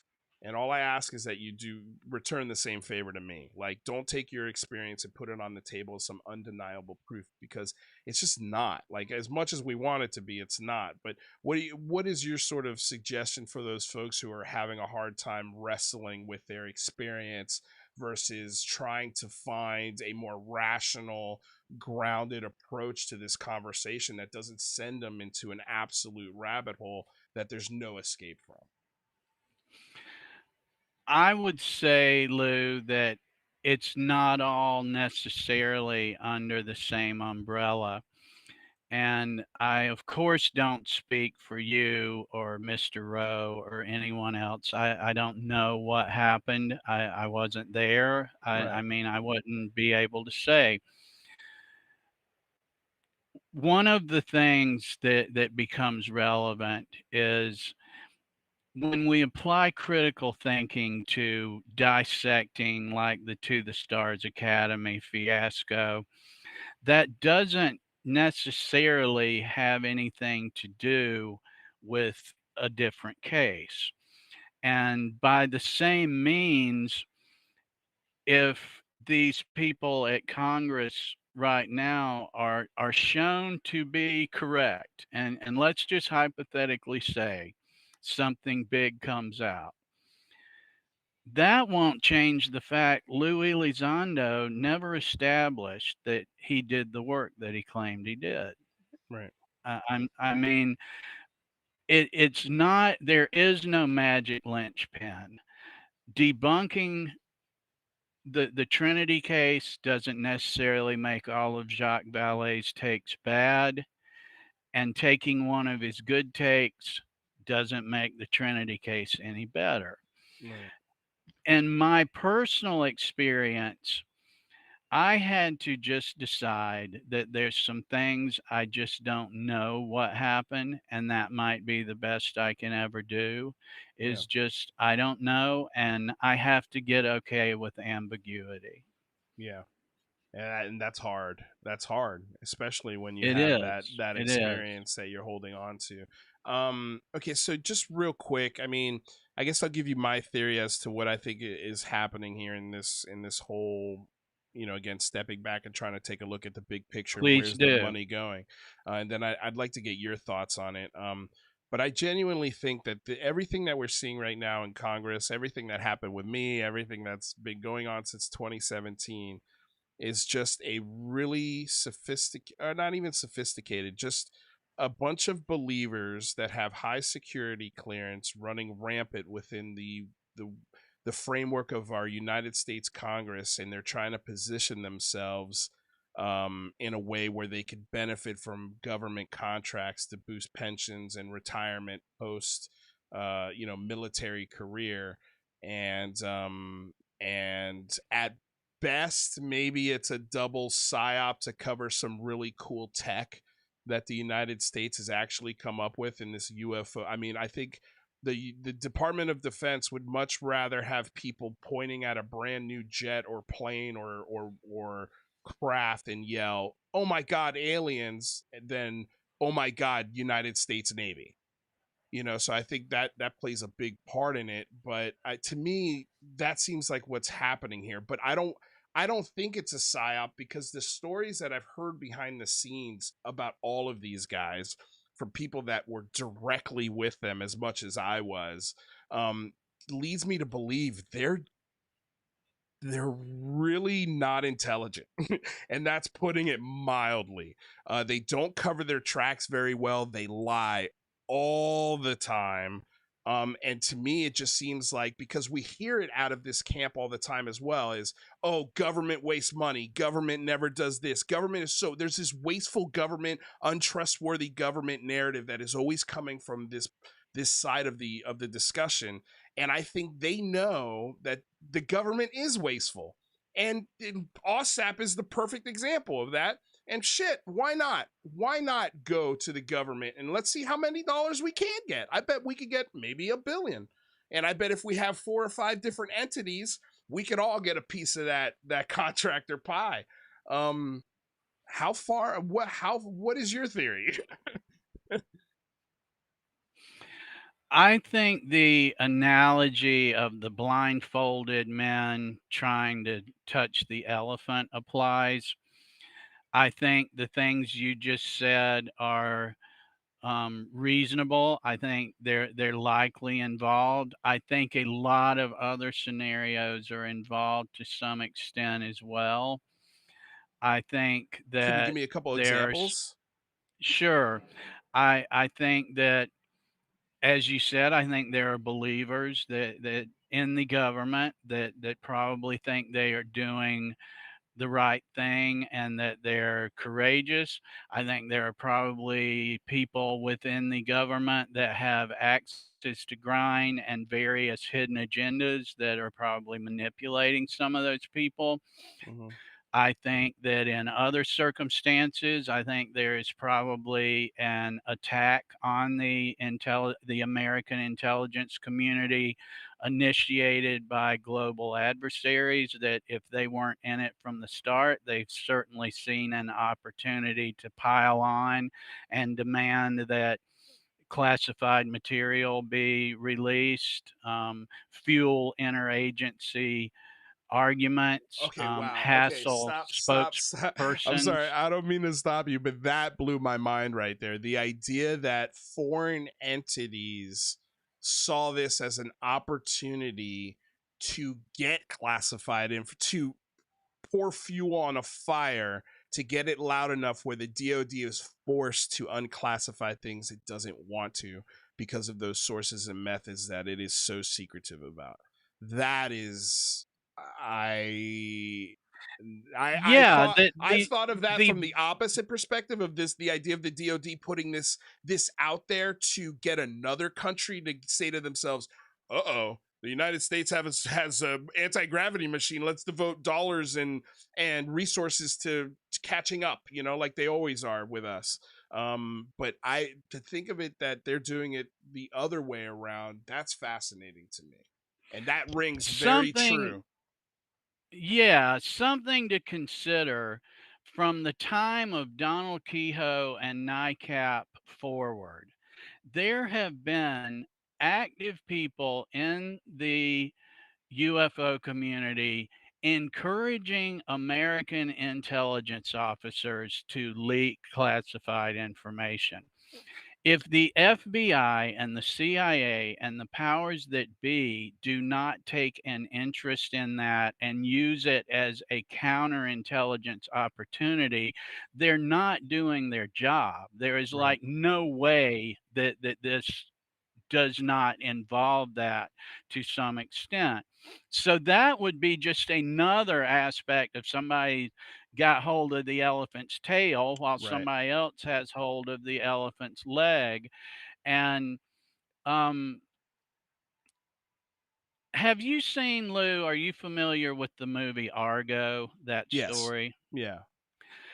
For those that aren't, basically the CIA had a very talented officer. I think his name was Mendez, Tony Mendez, if I recall correctly. And he hatched a plan to um, exfiltrate some personnel out of Iran that were in very hostile circumstances. I think it was maybe the 1970s or into the 80s. And this plan involved setting up a CIA front, a false Hollywood studio Right. as a film studio, a movie production agency that CIA personnel would travel to Iran under the guise of being A movie movie. producers. Yeah. And the story of why they needed to go to Iran was that it had the landscape of this script that they bought that was about an alien war going on. And they successfully exfiltrated the personnel, and Mendez was just a brilliant man. But the reason I bring it up right now is to point out I often think about that if the UFO community had gotten wind that the CIA set up a front in Hollywood and had purchased a alien themed movie that was going into production, if you gave us 100 guesses, the purpose we would not guess the purpose was to get personnel out of Iran. Right. We so my point with all of that, thanks for sticking with me, is these guys are really, really good at what Right. they do. Right. And it's compartmentalized. They're just following orders in a lot of cases, or either they drank Donald Kehoe's Kool-Aid and think that, yeah, I took a security oath, but I've decided I know better, and Yeah. the public needs to know about this memo that came across my desk.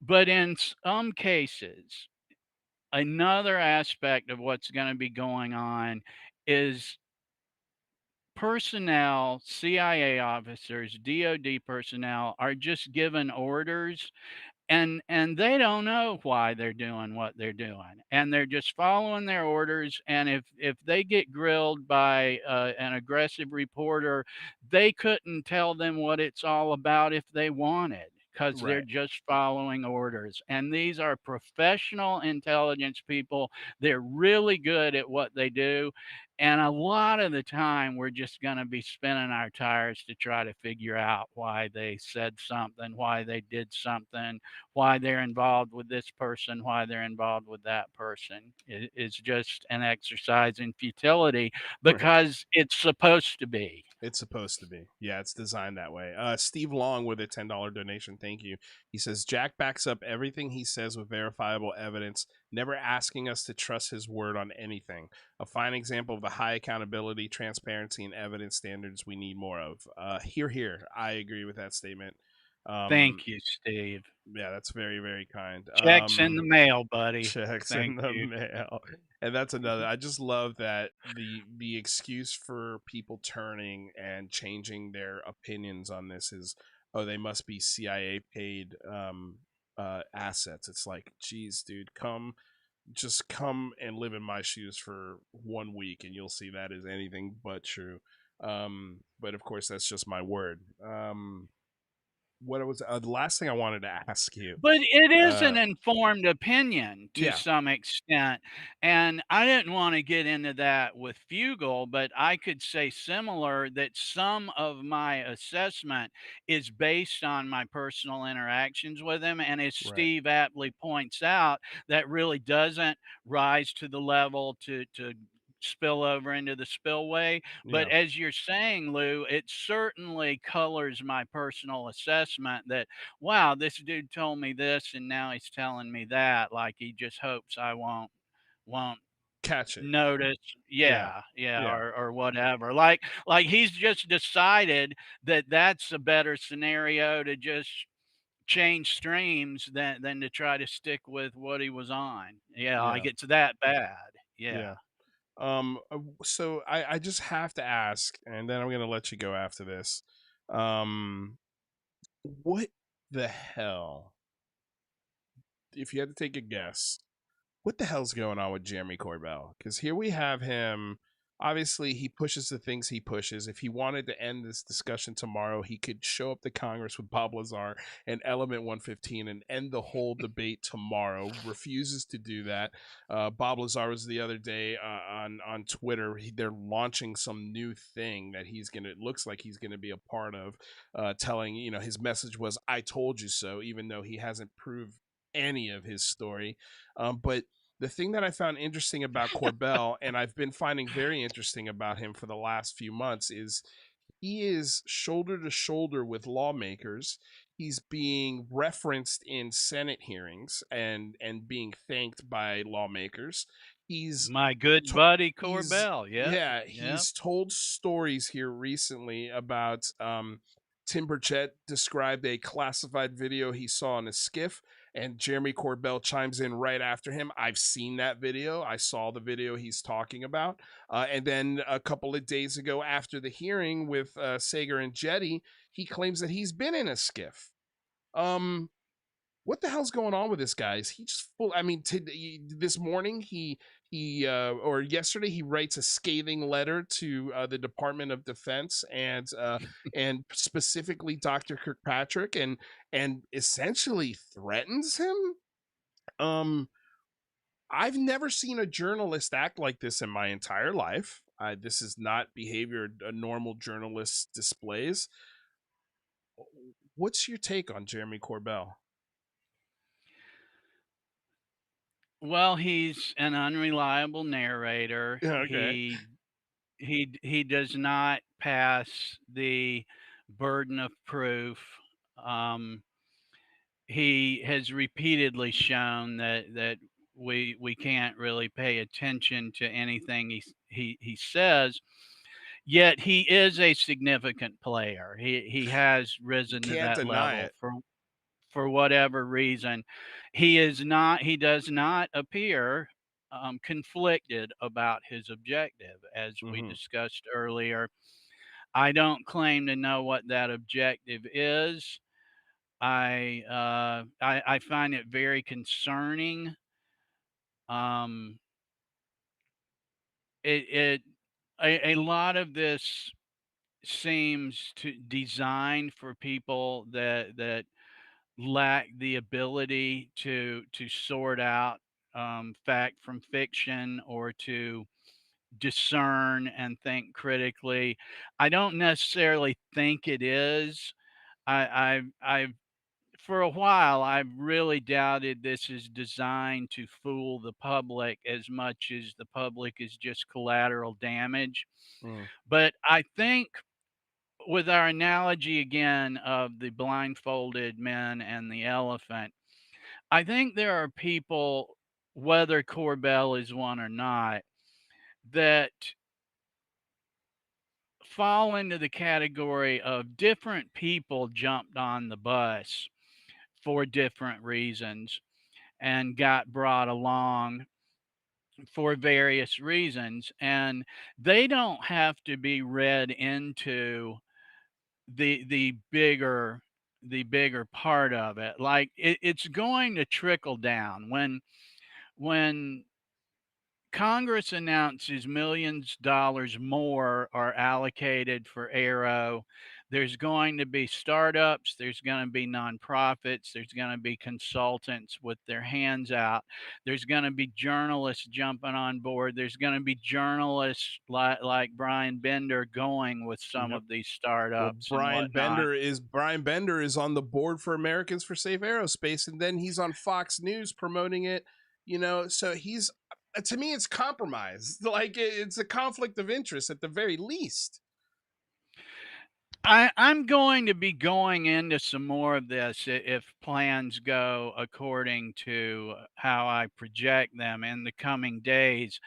About, yes, there are government employees that um, work with intelligence agencies, work with contractors, work with lobbyists, and while it might be considered unethical, it is not considered out of bounds in that arena.